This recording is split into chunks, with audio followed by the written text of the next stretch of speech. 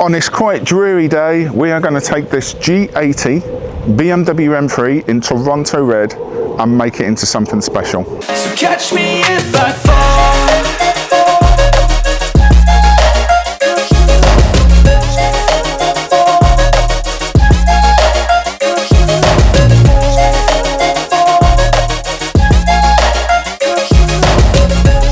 So right, now we're going to get to work. The first stage of any car cleaning is your pre-wash. Okay, I've mixed it in this bottle so you can see what I've got here. But all you do is just spray it on the car. The sole purpose of this is just to soften the dirt. It's not meant to do anything else. Oh, God's sake. Right, normally what I do now is give this a pressure wash, but I'm going to get drenched in these shoes, so I'm going to change over to my wellies. I'll see you in a minute. Me being me, just in case these aren't very good, leaving a tag on. It's going to get wet, but you never know, they might go back. Obviously the pre-washers had time to just soften the dirt up, and obviously with the rain that's helped a ton as well. So all we're going to do now is just rinse it off, and the idea of rinsing the pre-wash off is to try and get, I would say, 40% of the dirt gone. Okay, so I'm halfway through pressure washing off the surface dirt of the car, and already I'm seeing quite a lot of dirt on the floor here. So in a minute we'll show you what's being pulled off just on a pre-wash stage, just to give you an idea. It's not about cleaning the car, it's just pulling off the loose dirt. Okay, now this stage is purely going to be the snow foam stage. This is a foam pre-wash. Please people, don't think this is going to clean your car. Do not rush this process, it is vital. All this does is cover the car with what looks like foam, hence the term snow foam. We let that dwell, we pressure wash that off, and then we come to the next step. Sitting here praying that this night's gonna last. You got it all on tap, I'm loving your vibe, always have your back.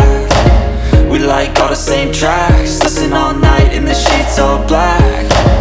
Said I'm falling fast, don't remember life before you. Normally on a car that's got a lot of dirt on it, and the door shuts here, you see where these lines are, you can normally see it like brown and horrible and taking the dirt off. This one is not in too bad a shape. If it had been driven here in the weather that we've got right now, this would be a different story. Point on the wheels. Normally, yes, I would clean them first, but the wheels are coming off this car. It is not vital when we clean the wheels in this process, but that will be done in a second. Right, now we're going to do the wheel arches. This tool actually has a little ball bearing in the end of it, and it just twizzles the water. Right, so when you are doing this, guys, you really do need to hold it. Let me just show you for demonstration purposes the kickback. It will snap it out of your hands. If you do that and you put a dent in there, you're going to feel very, very sorry for yourself. So here we have a very well used underbody undercarriage pressure washer cleaner. There we go, that's a term and a half. So yeah, the whole idea of this is just get rid of the loose dirt on the underside of the vehicle without putting it on a ramp like behind you, as you see, and then scrubbing the bejesus out the bottom of the car, which we don't really want to do all of the time. It can be done, but yeah, that's another thing. But look, this is how it works. Put it on the floor, it's got wheels, moves back and forward, press the handle, and you simply go back and forwards. It's lovely weather out here. The next stage of the process is fallout remover. Now, most people would actually just use the fallout remover out of a 500ml bottle. We use so much of it, we put it in this beast. Okay, this is an IK multi-sprayer or multi-pro 12. Okay, don't buy one of these, they're horrendously expensive. But we use a lot of it. We use it on every single car that comes in here, and the sole purpose of this is to remove the iron contaminants on your vehicle, and it should turn purple, but obviously it's going to wash it off. So you might not see it, you might. So let's see. So you don't need a lot, just need to cover it. The thing is, you don't know where the contaminants are. They're not going to rear their head until they start turning purple. So I haven't grown a wash mitt as a hand, I've just put it on. Okay, make sure you've got a clean wash mitt. If it's been on the floor, put it in the washing machine, put it on a quick rinse, get rid of the dirt, okay? It's vital. You do not want to be inflicting scratches into your hard work. So this has got fallout remover on at the moment. It's raining, we're not going to be able to show you the purple marks or anything like that, but we do have a plan for this later. I'm just going to wash this with the water that I have here, which is a simple shampoo, a pH neutral. So this is your wash bucket. You see here we've got a rinse as well. So the wash you put on, as you can see, it's clear water. Just to give you an idea, don't go in circles, it's not cool.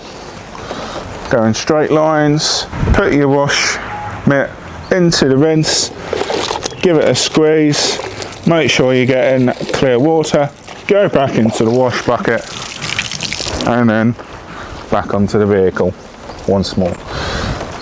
This way you ensure you are getting clean water on the car and not the river oil. Yeah. So here I'm just rinsing off all of the fallout remover and car shampoo that we just washed the car in. The next stage is going to be a tire remover stage, and I'm going to show you something on the rear bumper in a minute. It's just really how rough and where the tire is stuck to it. It's quite nasty actually. But yeah, just rinsing this off. Try and get this as clean as we can for the tire remover and the cloth stage. You don't want to be rubbing dirt in at this point. As I say, the more contact that you put onto the car, the more risk of marking the paintwork. So the more contactless stuff you can do, the better. You see all this? So that's tar, tar, tar. You've got to remember to teach your child to say tar. This is the tar remover stage, or removal stage. We use a solvent tar remover. Now, why am I explaining this? Because your consumer level tar remover will not be as harsh as this. We haven't got 30 minutes for your tar remover to take adhesion to the car and work. We just need to get on with the job. So you have to be careful. If you are getting a solvent tar remover, please do not get it anywhere near lights, black plastic trims or anything. It will not be your friend. Best way of doing it, and I'm going to do it for this, and it may not work, it may work. I'm going to apply it to a cloth. I want to turn that off. So I'm going to apply this to a cloth. That way I can control where the tire remover goes. This may work, this may not work. So you can't see a lot on there, but you can see a stamp. All we're going to do, gently massage the paint. That's all we're going to do. It's working. It is working a treat. There's no pressure. All I'm doing is light movements on the paintwork. Dirt. Dirt.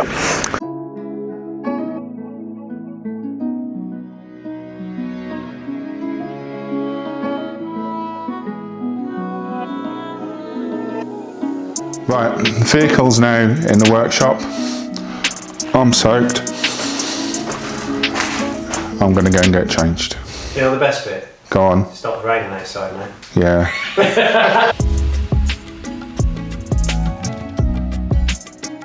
So one of the very first things that we do when the car comes in is pop the hood, pop the doors, and just go around the edges and make sure there's no dirt, no water spots. Because if you do let it dry, you are just into a world of hurt. It stains, it doesn't look very nice, and it's not exactly great for a handback. Right, we have dried this car, and now we're going to move on to the clay stage. It's a relatively new car, so we are going to use the Autoclay Soft from Built Hamber. Brand new, comes with a paper, and one thing I love doing. Okay, so we just applied some clay lube to the top half of this bonnet. When I was washing it, I know it was quite gritty. So clay bar, this is the colour it should be, but let's see what it's picked up. Catches it all around the edges here and just discoloured it. So what was lovely and white, actually it's very yellow. It's very yellow. But obviously that's done half a car and that's done half a boot lid. Just proves the point really. But right, this particular part of the bumper has got a few leftover bits of tar. Again, do not worry, it's not a problem. Plenty of clay lube. Up and down motion. Problem. Gone? Bang, and the dirt is gone. The first step I generally take when it comes to polishing the car, even if it's in for a paint correction, is start off with the lightest polishing product that we have. So what I'm going to do is apply 4 dobs, and then I'm just going to see if anything works. You should only be working an area this size.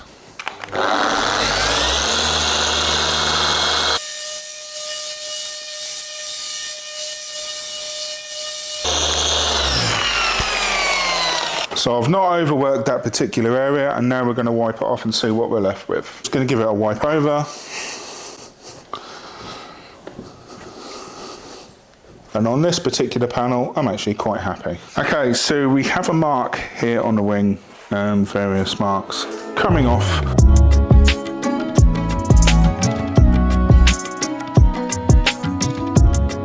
So that has been removed using the final polish that we normally use when we're finishing up a car.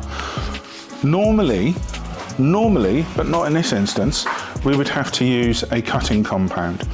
The fact that we are successfully removing imperfections using a final finishing makes our job easier, but it also means that we're not removing excess amounts of lacquer, which you just don't need to do. So there you just see some rather horrid marks where someone has forcefully removed the number plate glue or number plate stickers. It's my job now to remove that.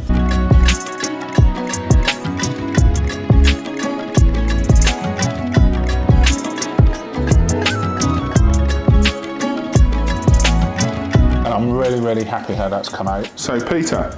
Hi. Hi. What are we doing, Peter? We're doing wheels today. Okay. What are we doing with the wheels? Well, first thing, what do you have to do with any car when you do anything with a car? Jack your car up. Yeah. Put in hole, slides wheel off, doesn't damage anything. Right, gonna give the caliper a quick clean so we can get a coating on the caliper as well. As soon as they're big, red and shiny, might as well keep them big, red and shiny. Exactly.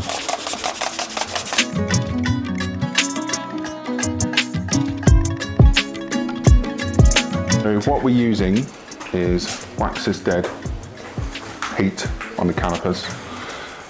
Very good heat resistant ceramic coating. And now we're going to show you how it's applied. It works. So put a bit on there. Apply it to the caliper. And Peter, why do we not buff it off the caliper? Just to make sure that it's got as much thickness of coating on there as possible. It's a high heat area that's gonna get a lot of abuse all of the time. So what's all this about, Peter? What's this contraption? A wheel stand. Makes our life easier. Stick a wheel on it, it's not gonna fall over. It's not going to make it hard to clean. You can just spin it and clean it. What I do, I always put my valve cap to the bottom. Valve always at the bottom. Then when you spin the wheel and clean, when you end up back with the valve at the bottom, you know you've cleaned the whole wheel. Baby, you give me ice and fire. You're giving me wind and rain. I've got 3 cloths. Okay, why? So I've got my drying cloth. Okay. I've got my wheel cleaner cloth. You're like a magician. And I got my ceramic cloth. This guy is organised. So now we're doing a bit of wheel cleaner. This is very alcoholic, helps our ceramic stick. Cloth. So the whole purpose of the cleaner is a pre-ceramic coating application. So it doesn't contaminate anything, and the ceramic coating actually sticks to what you're trying to do. We do this on the bodywork as well, as you'll see later. I actually like it with all the light here, Peter. Of course you do. Yeah. Just want to make your life awkward all the time. Yeah, thanks, mate. So what are you doing So, there, mate? with the wheels, we're using 2 different coatings on them. Using heat on the barrels Yeah. and Supreme on the faces. Supreme Plus. Oh. 2.0. Oh. Just because James said so. Yep. So the application process is as simple as wiping it onto a blue microfiber or application pad, doing what Peter is doing here, getting full coverage, plenty of ceramic, don't be tight with it. I take it that's the wheel weight. Yep. Yeah. Of course it's the wheel weight. But yeah, plenty of application on the inside of the barrel, considering that's the bit that gets really dirty. I always start in the centre, give it a good rub around. Out the spokes. Good rub around. Good rub around. Yeah, boy. Oh dear. Round the outside. And then simply buff off to a lovely shine. So studs are the locators for the holes, so you don't damage the wheel.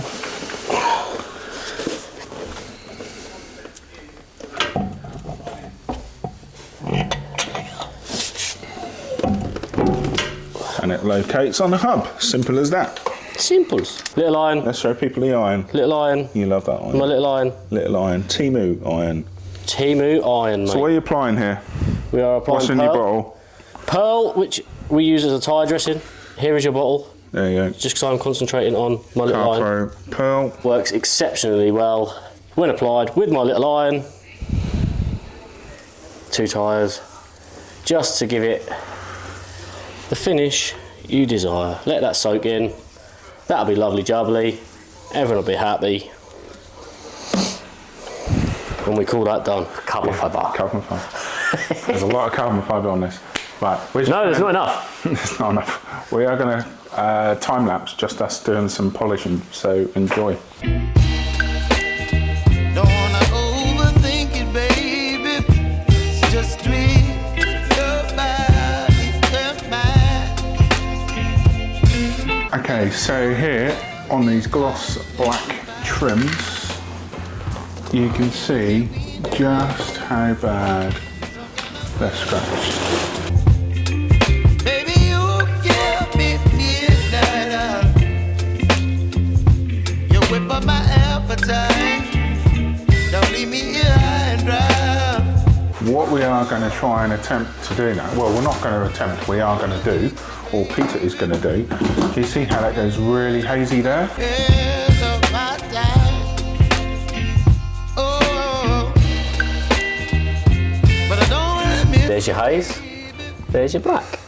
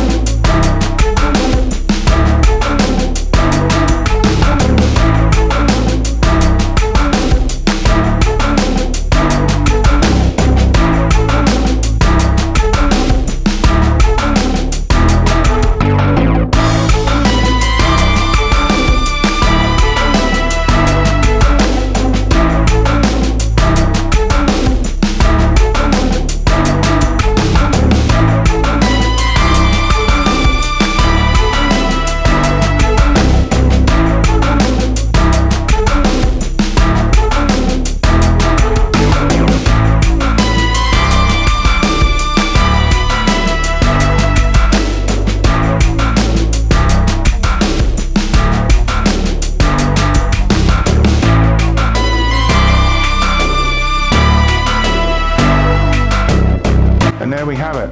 The car's finished. We're just about to exit the unit. To join us on this journey, if you haven't already, please like and definitely subscribe, and we'll see you in the next one.